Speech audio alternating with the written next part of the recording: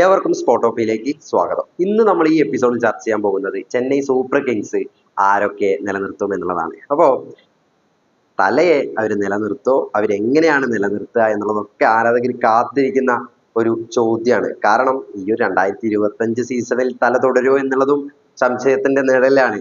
Chennai super Kings management തലയെ സമീപിക്കുമെന്നുള്ളതൊക്കെയാണ് ഇപ്പോൾ വരുന്ന വാർത്തകൾ. അപ്പൊ എന്തായിരിക്കും വാർത്തകൾ എന്നുള്ളതൊക്കെ നമുക്ക് വരുന്ന എപ്പിസോഡുകളിൽ ചർച്ച ചെയ്യാമെന്ന് തോന്നുന്നു. അടുത്തത് ഉള്ള ചോദ്യം എന്ന് പറയുന്നത്, ചെന്നൈ സൂപ്പർ കിങ്സ് തലയെ എങ്ങനെയാണ് നിലനിർത്താൻ പോകുന്നത്?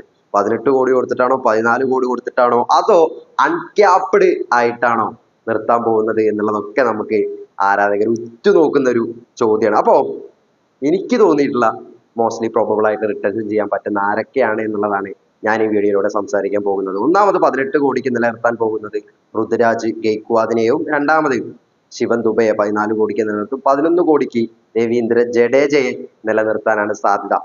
അതോടൊപ്പം തന്നെ അൺക്യാപ്ഡ് പ്ലെയർ ആയിട്ട് MSD നിലനിർത്താനാണ് എനിക്ക് സാധ്യത കൂടുതൽ തോന്നുന്നത്. അങ്ങനെ 4 കോടിക്ക് നിലനിർത്താൻ പറ്റും. പക്ഷെ ഇനി സാലറി ഒക്കെ കൂട്ടിക്കൊടുത്താലൊക്കെ മതിയല്ലോ. അപ്പൊ അത് MSD ആയിട്ട് സംസാരിച്ച് ചെന്നൈ സൂപ്പർ കിങ്സ് മാനേജ്മെന്റ് ഒരു തീരുമാനത്തിൽ എത്തും എന്നുള്ളതാണ് എനിക്ക് തോന്നുന്നത്. ടോട്ടൽ 4 പ്ലേയേഴ്സിനെ റിട്ടേൺ ചെയ്യും.